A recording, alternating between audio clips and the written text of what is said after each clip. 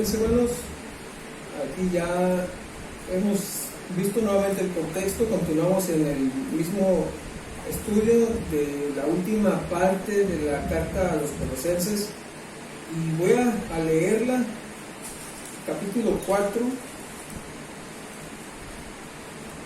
Ya Pablo ha dicho que está padeciendo lo que falta para que la iglesia sea edificada. Pero en su despedida vemos que él no estaba solo. Colosenses capítulo 4, versículos 10 al 18 dicen: Aristarco, mi compañero de prisión, les envía saludos. También Marcos, el primo de Bernabé, acerca del cual ustedes recibieron instrucciones. Si va a verlo, recíbanlo bien. También Jesús, llamado Justo. Estos son los únicos colaboradores conmigo en el reino de Dios, que son de la circuncisión, y ellos han resultado ser un estímulo para mí.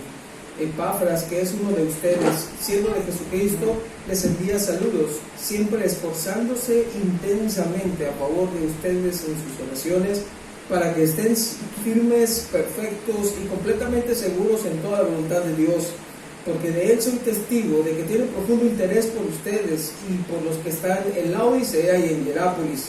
Lucas, el médico amado, les envía saludos, y también Demas. Saluden a los hermanos que están en la Odisea, también a Ninfas y a la iglesia que está en su casa. Cuando esta carta se haya leído entre ustedes, háganla leer también en la iglesia de los laodicenses. Ustedes por su parte lean la carta que viene de la Odisea. Díganle a Arquipo: cuida el ministerio que has recibido del Señor para que lo cumplas. Yo, Pablo, escribo este saludo con mi propia mano. Acuérdense de mis cadenas. La gracia sea con ustedes. Oremos, hermanos. Padre, queremos encomendarnos a usted, Señor, mientras encaramos esta porción de su palabra, que podamos verla como lo que es: texto inspirado, palabra inspirada, útil para nuestras vidas, para presentarnos perfectos, maduros, sin que nos falte cosa alguna, preparados y capacitados para toda buena obra. Que podamos ser como Pablo, quien, como hemos leído, era alguien que enfrentaba tantas cosas por el ministerio y era cumplido en su ministerio, pero que tenía muchos amigos de los cuales él se rodeaba para estimularlo a hacer el ministerio, el cual el Señor le había llamado. También que esto sea una realidad de nosotros, Padre. Pido que me ayude a comprender, a dar esta comprensión a mis hermanos del texto, y que juntos podamos aplicarlo a nuestras vidas por la obra de su Santo Espíritu. Pido estas cosas, Señor, en el nombre de Jesús. Amén. Hemos estado viendo, mis amados hermanos, siervos del Cristo preeminente. Ese es el enfoque de toda la epístola. Cristo es más grande que todo. Él es la imagen del Dios invisible. En Él fueron creadas todas las cosas. No hay nadie como Cristo. Así que, si el Señor es grande, conforme a la medida del Señor, conforme a la medida del amo, son los requisitos de los siervos. Y Pablo es consciente de ello, por eso da los requisitos de los obispos a Timoteo y a Tito. Pero aunque no todos son llamados a ser obispos, realmente esos requisitos son los requisitos para reconocer a alguien que es verdaderamente cristiano. Dice: no dado al vino, por ejemplo, y eso significa que no solamente los pastores, sino todos los cristianos no debemos ser dados al vino. Debemos amar a nuestras esposas, debemos ser irreprensibles como cristianos, mis hermanos. No solamente los pastores, sino todos los cristianos. Así que Pablo buscaba rodearse de personas así. Hemos visto en la predicación pasada que los siervos del Cristo preeminente son siervos que son fieles. Mientras examinábamos la vida de Tíquico, el amado y fiel ministro, mirábamos también a Onésimo, el amado esclavo doble. Estos dos hermanos, miramos su fidelidad a Cristo y a Pablo. Luego vimos también que son siervos que los siervos de Cristo preeminentes son siervos que son apoyo. Pablo tenía gran estímulo en ellos, eran de gran apoyo estos de la circuncisión que estaban con él todo el tiempo, Aristarco, Marcos y Jesús justo. Y yo les decía a ustedes, mis hermanos, que basta echar un vistazo a las personas de quienes nos rodeamos para saber si amamos a Cristo. Manifestamos también que amamos al Señor cuando nos rodeamos de personas que aman al Señor. O dicho de otra forma, nuestro amor al Señor crecerá o disminuirá en la medida que nosotros busquemos amigos. No podemos ser ingenuos, mis hermanos. Decimos de repente, ay, es que estoy frío, ay, es que tengo cierto desgane de estar aquí o de recibir su palabra o de amar al Señor, pero toda nuestra semana estuvo rodeada de amigos, compañeros que no nos llevaron a ser fieles, que no fueron apoyo a nosotros para amar al Señor. Entonces, mi deseo es que usted pueda rodearse de personas como las que rodeaban a Pablo. Y ahora, mientras seguimos viendo a los siervos del Cristo preeminente, veamos ahora en un tercer punto a siervos que son edificantes. Siervos que son edificantes. El primero de ellos aquí es Epafras. Epafras, el pastor solícito e intercesor, en el versículo 12. Epafras es el pastor solícito e intercesor. Pablo dice, les saluda a Epafras, el cual es uno de ustedes, siervo de Cristo, siempre rogando encarecidamente por ustedes en sus oraciones, para que estén firmes, perfectos y completos en todo lo que Dios quiere. Vean, hermanos, Epafras era alguien de ellos, es decir, era alguien que vivía en Colosas. Este hombre, a decir verdad, era el pastor y fundador de la iglesia en Colosas. Recuerden, si Pablo está diciendo lo saluda, significa que Epafras se quedó con él mientras se envió esta carta. Podríamos verlo, Colosenses capítulo 1, versículos del 3 al 8, Colosenses 1 del 3 al 8. Pablo está dando gracias al Señor en oración y dice lo siguiente: siempre orando por ustedes, damos gracias a Dios, Padre de nuestro Señor Jesucristo, habiendo oído de su fe en Cristo Jesús y del amor que tienen a todos los santos a causa de la esperanza que les está guardada en los cielos, de la cual ya habéis oído por la palabra verdadera del Evangelio, que ha llegado hasta ustedes, así como a todo el mundo, y lleva fruto y crece también en ustedes desde el día que la oyeron y conocieron la gracia de Dios en verdad, como lo han aprendido de Epafras, como lo han aprendido de Epafras, nuestro consiervo amado, que es un fiel ministro de Cristo para ustedes, quien también nos ha declarado su amor en el Espíritu. Epafras salió, y yo les había dicho, tengo que hacer una disculpa aquí, hermanos, me ganaron los nervios, ustedes son muy imponentes y me ganan los nervios. Dudé, pero todavía quiero guardar un poco de dignidad. No, sí dije al principio que Colosas se encuentra en Asia Menor, en lo que actualmente es Turquía. Ya después les dije que en Macedonia, no me hagan caso, el predicador pasado se equivocó, ¿no? Colosas estaba prácticamente en el centro de lo que ahora es Turquía. Epafras salió de ahí, cruzaría el mar Egeo y llegaría hasta la prisión de Pablo en Roma, su primera prisión, alrededor de 168 kilómetros. 168 kilómetros para Epafras pedir consejo de Pablo y preguntar sobre ciertas situaciones a Pablo. ¿Sabe? Yo me sentí un poco identificado porque siendo pastor joven, que yo no me considero joven, pero el rebaño sí, porque están acostumbrados a los no tan jóvenes, para no agredir a nadie. Pedí el consejo de Pablo, porque las almas estaban en juego. Epafras, hermanos, realmente tenía solicitud por los hermanos, porque hizo un viajezote para ir a ver a Pablo y pedir consejo. Y no tan solamente eso, sino que el mismísimo Pablo les envía carta. Epafras les habría contado toda la situación. Fíjate Pablo, que allá estamos en la casa de Filemón. Por cierto, estoy viendo que este esclavo que está aquí, Onésimo, él es esclavo de Filemón. Y le estaría platicando todas las situaciones que surgirían ahí en la iglesia. Y Pablo dice: vamos a escribir una carta, vamos a escribir a los colosenses, vamos a escribir a los laodicenses, vamos a escribir a los efesios, y voy a escribir a Filemón.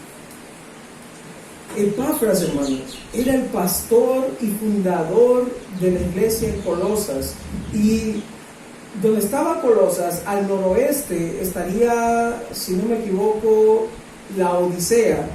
Y 8 kilómetros al noroeste estaría Hierápolis. Estas 3 ciudades estaban muy pegadas, posiblemente se reunían todos en la iglesia. Bueno, de hecho no, porque dice la carta que se mandó a la Odisea, pero todas ellas lo que tenían en común era que Epafras estaba al pendiente de cada una de las iglesias, de cada una de estas ciudades. Pablo nunca, bueno, al menos en lo que en la Biblia nos dice, no tenemos ninguna parte que nos mencione a Pablo yendo a Colosas, inclusive a la Odisea o a Hierápolis. Epafras fue quien fundó esa iglesia. Eran pocos kilómetros, como entre 20 y no más de 50, para no errarle, que Éfeso tendría de distancia con Colosas. Pablo estuvo en Éfeso 2 años, quizá ahí Epafras fue convertido, después Epafras llegó a Colosas, quizás su ciudad, oriundo de allá, y él empezó a predicar el evangelio y surgieron estas ciudades, estas iglesias, perdón. Pero vea la actitud de este pastor. ¿Qué era lo que Epafras hacía? Epafras podía ser caracterizado como alguien que siempre estaba rogando encarecidamente. La palabra rogar encarecidamente que usa Reina Valera, que ya después de Timoteo ya no vamos a usar eso, pero advertencia de spoiler. La palabra utilizada aquí es la misma palabra que de nuestro vocablo español viene agonía. Pablo mismo utiliza bastante este término de rogar encarecidamente, que se traduce aquí. En otras partes se traduce de otra manera. Primera a los Corintios 9:25 dice: todo aquel que lucha, de todo se abstiene. Ellos a la verdad para recibir una corona corruptible, pero nosotros una incorruptible. El verbo se puede traducir como luchar. La idea es algo que tiene esfuerzo, hay esfuerzo en hacer esto. Aquí, por ejemplo, el apóstol Pablo estaba hablando de los atletas. Ellos tenían que esforzarse para correr, o quizá el box, que era otra de las figuras que se usa ahí. Y aquí mismo en Colosenses 1:29, Pablo dice: para lo cual también trabajo luchando según la potencia de Él, la cual actúa poderosamente en mí. La palabra entonces es un arduo trabajo. 1 Timoteo 4:10, Pablo dice que por esto mismo trabajamos y sufrimos oprobios, porque esperamos en el Dios viviente. La palabra trabajar tiene la idea de hacer algo hasta la agonía. Imagínense como un boxeador que después, que ya para el 12º round, los brazos, él quisiera tenerlos así, pero tiene que continuarlo. O un atleta después de los 20 kilómetros de estar haciendo un sprint, hermano, ¿cómo siente las piernas? Pero tiene que hacerlo. El dolor es inmenso, pero tiene que hacerlo. Epafras oraba con dolor. Epafras era tan perseverante en la oración por sus hermanos, que él se agotaba en esta actividad. Hablando de la oración, Charles Spurgeon dice: la verdadera oración no es un simple ejercicio mental, ni tampoco una actuación vocal. Es mucho más profundo que eso. La oración es una transacción espiritual con el Creador del cielo y de la tierra. El dolor de sus hermanos, el dolor de los hermanos de Epafras, era el dolor de Epafras. Si alguien estaba triste, Epafras estaba triste. Si alguien había perdido a alguien, Epafras había perdido a alguien. Era como Pablo diría en 2 Corintios 11:29, ¿quién enferma y no enfermo? ¿A quién se le hace tropezar y yo no me indigno? Epafras tenía un corazón pastoral hacia su congregación y hacía que las situaciones de sus hermanos fueran sus propias situaciones. Así deben ser nuestras oraciones, hermanos. A veces nosotros podemos decir de una manera tan simplista, bueno, hermano, voy a estar orando por ti, pero no nos ponemos en sus zapatos que el hijo del hermano está enfermo. Yo debo orar como si mi propio hijo estuviera enfermo. Si mi hermano está batallando con cierta situación en su trabajo, o si no tiene un trabajo, o si su esposa tiene cierta situación, qué sé yo, cualquier cosa, hermanos, es nuestra situación, porque somos miembros los unos de los otros, somos un mismo cuerpo. El sufrimiento de uno es mi sufrimiento. Si no somos así, ¿cómo vamos a apoyarnos? ¿Cómo vamos a edificarnos si no intercedemos de corazón los unos por los otros? Y peor aún, si en lugar de buscar a las personas que oran así por nosotros, nos rodeamos de aquellas que jamás van a interceder a Dios, que lo que quieren es nuestra perdición. Matthew Henry dice, la oración eficaz, ferviente, es la oración que prevalece y sirve de mucho. Las sonrisas, los halagos o el enojo del mundo, el espíritu de error o la obra del amor propio conduce a muchos a un modo de predicar y de vivir que dista mucho, se distingue muy diferente de cumplir con el ministerio de ellos. Pero los que predican la misma doctrina que Pablo, como Epafras aquí, y siguen su ejemplo, pueden esperar el favor divino y su bendición. Si usted quiere ser como Pablo, o si usted quiere ser como Epafras, debe caracterizarse por la intercesión, debe orar por sus hermanos, debe apropiarse de los problemas, de las bendiciones de los hermanos. La alegría de su hermano debe ser su alegría. Debemos entristecernos con los que están tristes y debemos gozarnos con los que están gozosos. El deseo de Epafras era que la iglesia estuviera firme, que no fluctuara, así como Pablo escribiría en esta misma ocasión a los Efesios, diciendo que no sean llevados por doquier de todo viento de doctrina, sino que estén cimentados, que estén anclados a la verdad del Evangelio. Velan nuestros compañeros para que seamos firmes. Es que pensémoslo, las amistades que tenemos son amistades que nos llevan a la firmeza espiritual. Nadie es neutral a Dios. Quien no es amigo o hijo de Dios es su enemigo. Y sus intereses y sus deseos son contrastantes, son contrarios, totalmente.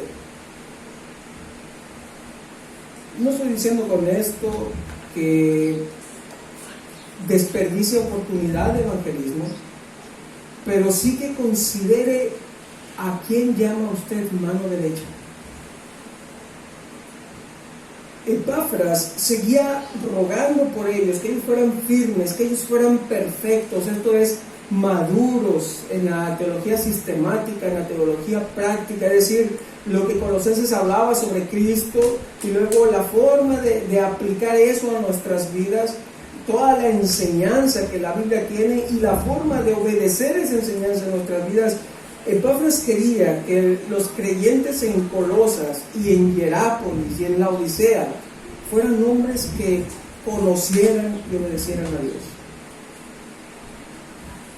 Él quería que ellos estuvieran completos, La traducción sería que sean plenamente llenados, que como el salmista dijera, su copa esté rebosando. Eso quería Pablo para ellos.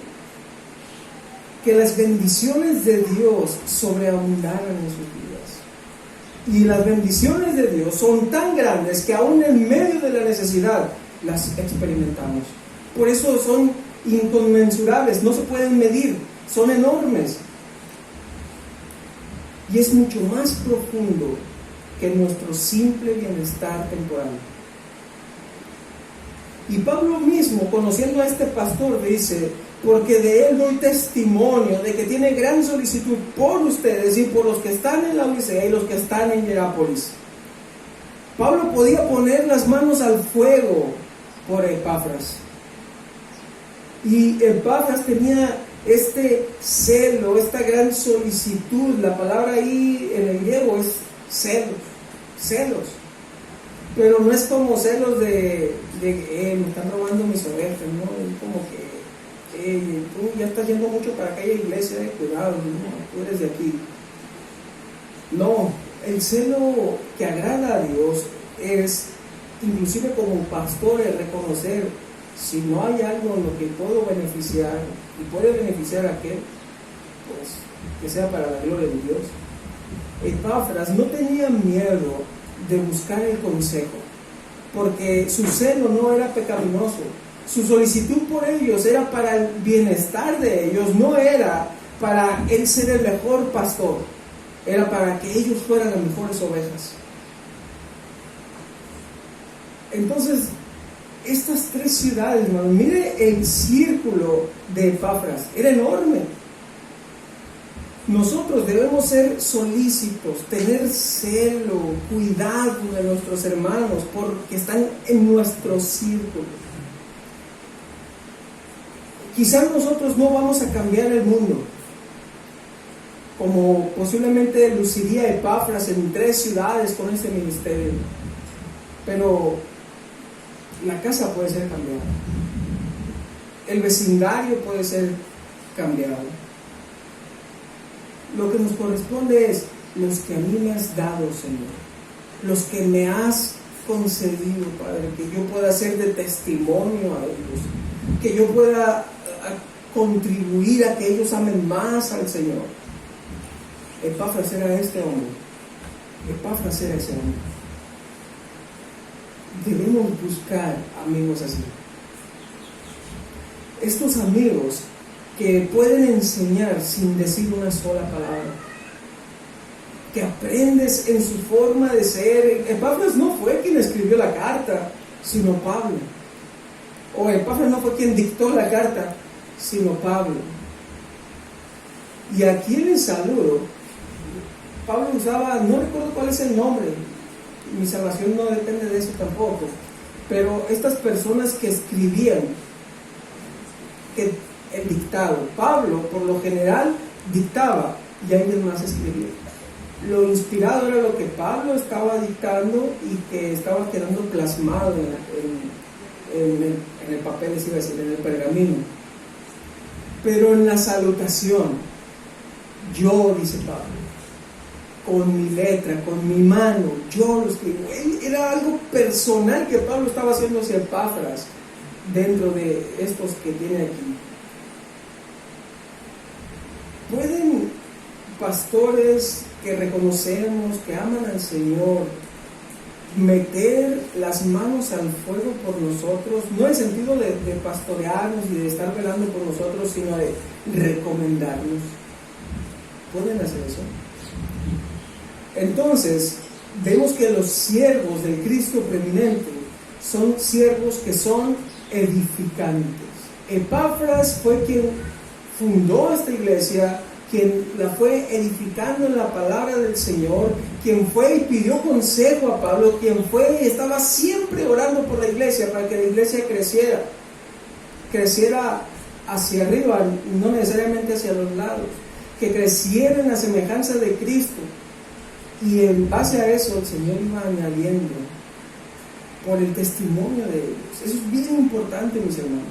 Queremos que la iglesia crezca, es la voluntad de Dios que crezca, pero a veces nosotros somos estorbo. Que no sea así en nosotros, mis hermanos. Pues entonces hemos visto siervos que son edificantes, y el siguiente punto, y que es el siguiente y último que veremos hoy, siervos que son serviciales. Hemos visto hasta ahora 3 puntos: siervos que son fieles, siervos que son apoyo, siervos que son edificantes, y ahora siervos que son serviciales. Sé que suena ahí un pleonasmo, ¿no? Porque si es siervo, pues sirve, ¿no? Pero Onésimo era siervo, ¿no? Y el primero de ellos, Lucas. Pablo dice en el versículo 14: os saluda Lucas, el médico amado. Lucas, hermanos, es un siervo integral. Lucas está sirviendo con todo lo que tiene. ¿Sabe? Quizá él fue el primer Lee Strobel de la historia. Lee Strobel, hermanos, era un reportero, un escritor, que cuando su esposa empezaba a ir a la iglesia, a creer en el cristianismo, él quería comprobarle a su esposa que esto era mentira, y empezó a hacer una gran investigación. Empezó a ver que los manuscritos, 6.500 de copias del Nuevo Testamento, con 99.5% de exactitud entre ellos, conservados y preservados, ver toda la evidencia acerca de Cristo. Y este hombre, que quería demostrarle a su esposa que todo era falso, terminó siendo un creyente. Lucas fue enviado a Nazaret para hacer lo mismo, para investigar, no con el mismo propósito, pero sí para hacer una investigación. Es posible que Lucas también fue un esclavo, que era un esclavo de Teófilo. En Lucas capítulo 1, versículos del 1 al 4, le voy a pedir que me acompañe. Lucas 1 del 1 al 4 nos dice: puesto que ya muchos han tratado de poner en orden la historia de las cosas que entre nosotros han sido ciertísimas, tal como nos lo enseñaron los que desde el principio lo vieron con sus ojos y fueron ministros de la palabra, me ha parecido también a mí, después de haber investigado con diligencia todas las cosas desde su origen, escribírtelas por orden, oh excelentísimo Teófilo, para que conozcas bien la verdad de las cosas en las cuales has sido instruido. Este evangelio que Lucas redacta era una investigación que Lucas ha hecho para su amo Teófilo. Después de Lucas sigue Hechos. Después de Lucas sigue Juan, pero yo me ando enredando aquí. Pero esto digo que el pastor Antonio entiende a lo que me refiero. Lucas es un primer tratado, y el segundo tratado es el libro de los Hechos. Lucas es quien escribe Hechos. Acompáñenme a Hechos capítulo 1, versículos del 1 al 3. En el primer tratado, o Teófilo, hablé acerca de todas las cosas que Jesús comenzó a hacer y a enseñar hasta el día en que fue recibido arriba, después de haber dado mandamientos por el Espíritu Santo a los apóstoles que había escogido, a quienes también, después de haber padecido, se presentó vivo con muchas pruebas indudables, apareciéndoseles durante 40 días y hablándoles acerca del reino de Dios. Hasta aquí me emocioné. Lucas estaba nuevamente escribiendo a Teófilo un segundo tratado. El primer tratado fue el Evangelio de Lucas. El segundo tratado es el Evangelio, es los hechos del Espíritu Santo, los hechos de los apóstoles. El título de Lucas era Tratado 1 y Tratado 2. Y nosotros tenemos el Evangelio según Lucas y Hechos de los Apóstoles.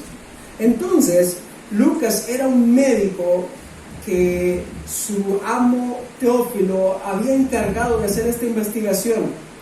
Tal parece, hermanos, por la forma en la que Lucas se refiere a los barcos, todo esto, en los viajes que hacía con Pablo, que es muy posible que Lucas estaba dedicado como médico en un barco, un médico marítimo, si se puede llamar así, La manera en la que él describe el Mediterráneo en Hechos, es posible que es otro factor que nos muestra.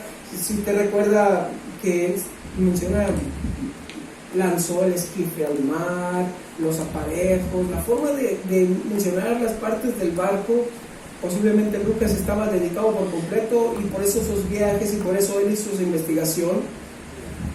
Él estaba sirviendo. Él llama en el Evangelio de Lucas, él llama estas cosas que son ciertísimas.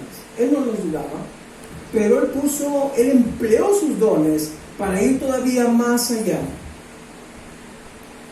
Él quiso ir más allá y esa actitud debe estar en nosotros. Nosotros podemos decir, bueno, ya llegué Salmo 1, bienaventurado el varón que no anduvo en consejo de malos, y vamos a orar. Pero Lucas fue más allá. Lucas hizo lo que en cierta forma nosotros como estudiantes de la Biblia debemos hacer. Lucas fue a ver el contexto, él viajó, él empezó a hacer preguntas. Quizás usted no puede hacerle preguntas a María como Lucas lo hizo, pero por la gracia de Dios tenemos muchos materiales ricos en la arqueología bíblica, en historia, que nos ayudan a empaparnos del contexto. También, hermanos, al leer una carta, todo lo que yo les estoy diciendo no viene de una enciclopedia, viene de la Biblia misma. Solo que a veces nos quedamos solamente con lo que leemos.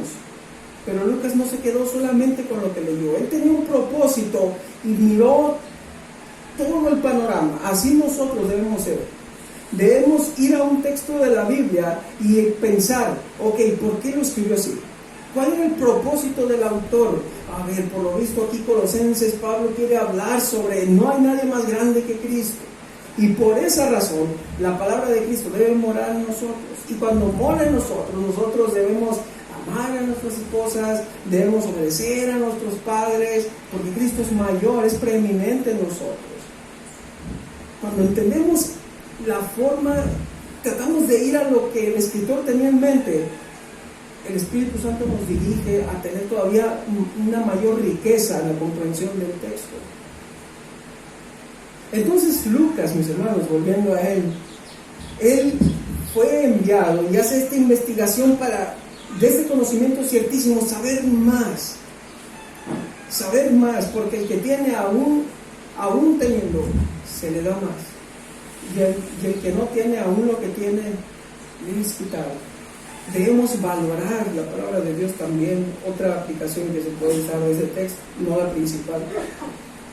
Lucas era médico y Pablo tenía gran necesidad de un médico, porque estaban los judíos dándole mucha chamba a Lucas. Viene Pablo, vamos a agarrar unas piedrotas, y ahí está Lucas detrás curando al pobre Pablo. ¿Recuerdan? Según a los Corintios 11, 23 al 27, el aguijón de la carne, y Lucas para ese aguijón. Dios dio un aguijón a Pablo y dio un médico a Pablo. Es la gracia de Dios, hermano. Dios nos da las fuerzas para resistir las pruebas y ser fieles. Médico, siendo médico, Lucas sirvió con todo. Quizá podemos servir a Dios con nuestros dones. Dios nos ha dado quizá algún don para exhortar al hermano.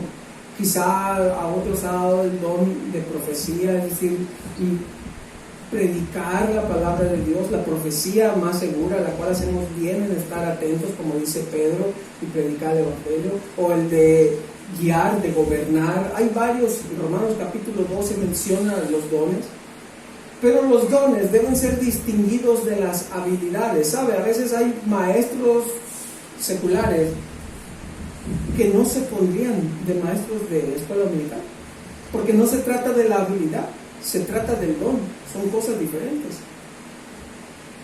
Ahora, la bendición es que algunos tienen dones que pueden utilizar en su trabajo, y gloria a Dios.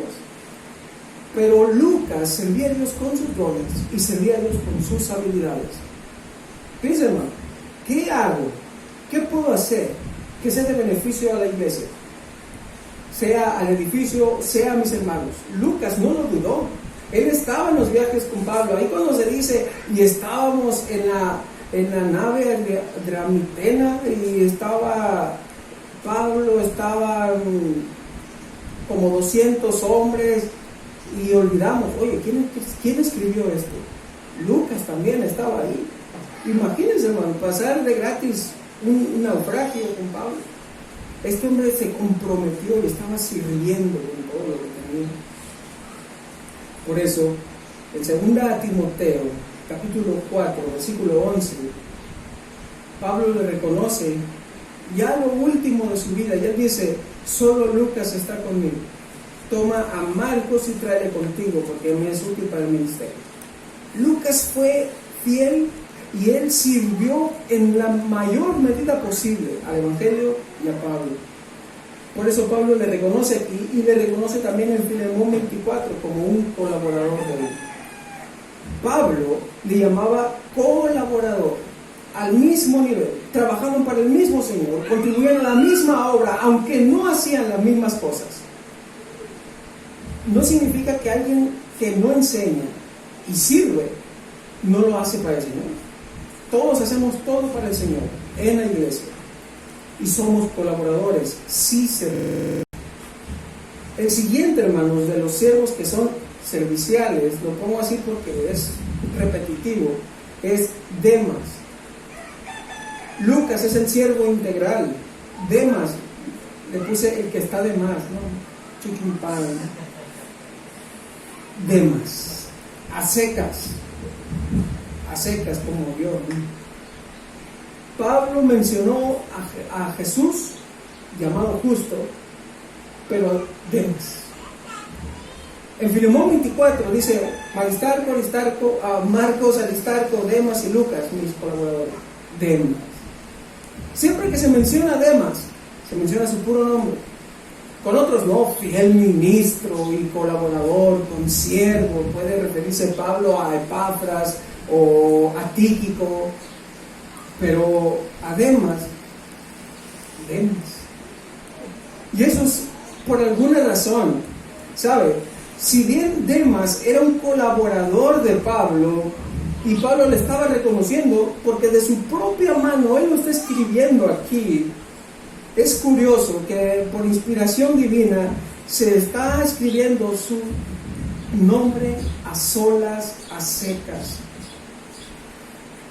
A veces me gana la emoción y quiero ignorar la progresión de la revelación, es decir, cómo Dios fue dando cada vez más revelación y más revelación hasta llegar a Apocalipsis, donde el canon es cerrado. Y Demas, aquí en el aproximadamente 62, en el año 62, está sirviendo a Pablo, pero algunos 7 años más adelante, unos 5 años más adelante, Demas lo va a dejar. Pero aquí no lo va a dejar. Entonces aquí Pablo le está reconociendo. Esto lo he dicho en algunas ocasiones, ya hasta me siento como Pablo diciendo las mismas cosas de diferentes modos. 2 Timoteo 4, de 9 y 10, dice, procura venir pronto a verme, dice Pablo a Timoteo, porque Demas me ha desamparado, amando este mundo, y se ha ido a Tesalónica.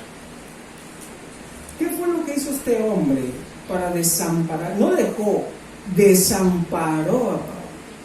Lo que hizo fue amar a Dios. Podemos ser siervos intermitentes, pero si amamos al mundo, no vamos a durar mucho más. Mis hermanos, no amen al mundo, no amen al mundo.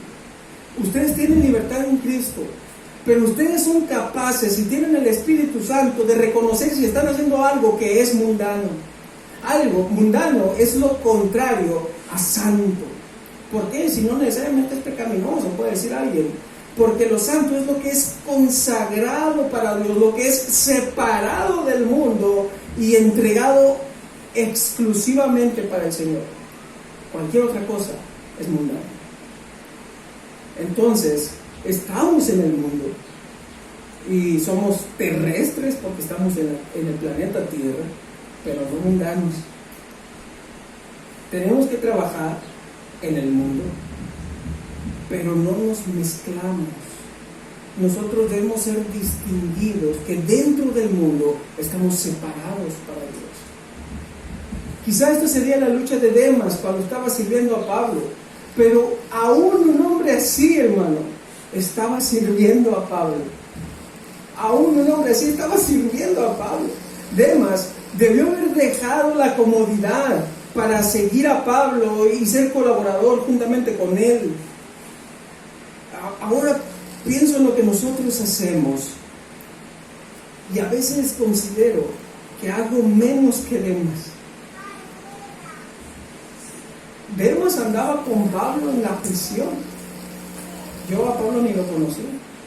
Sí, de entrada ya hice menos que Demas. Y Demas le abandonó. Debemos ser fieles al Evangelio, ¿no? Debemos mostrar esa fidelidad sirviendo. De eso se trata, hermano. No de planear, no de simplemente orar. Se trata de hacer, se trata de servir. Y ese es el consejo, hermano. Sirve, sirve. Mira cómo otros hombres sirvieron en el pasado. Algunos hasta de manera intermitente. Pero los que estaban con Pablo eran hombres que servían a Dios y servían al Evangelio. Y nuevamente repito esto. Si no nos rodeamos de personas que por su ejemplo nos impulsan al servicio, sino por el contrario, personas que nos alejan más del Señor, ¿cómo podemos esperar amar más a Cristo? Sería ingenuo de nuestra parte decir: Señor, acrecenta en mi corazón un amor ferviente hacia ti. Y luego te habla ahí Roberto: oye, vámonos acá, vamos a jugar fútbol, a contar un montón de chistes de triple sentido. No seamos ingenuos, mis hermanos. Hagamos un examen de nuestras vidas. Cada uno de nosotros cosecha lo que siembra. Miremos nuestras amistades. Miremos nuestras amistades. Pablo cosechó lo que sembró. Y él podía decir: según yo me esfuerzo y trabajo según la potencia de Cristo que hay en mí. Pero no lo decía arrogante, porque él reconocía que había instrumentos de Cristo que le fortalecían para hacer eso. Que nosotros seamos como Pablo, ¿no? Rodearnos de personas que nos impulsen a amar al Señor. Vamos a ver.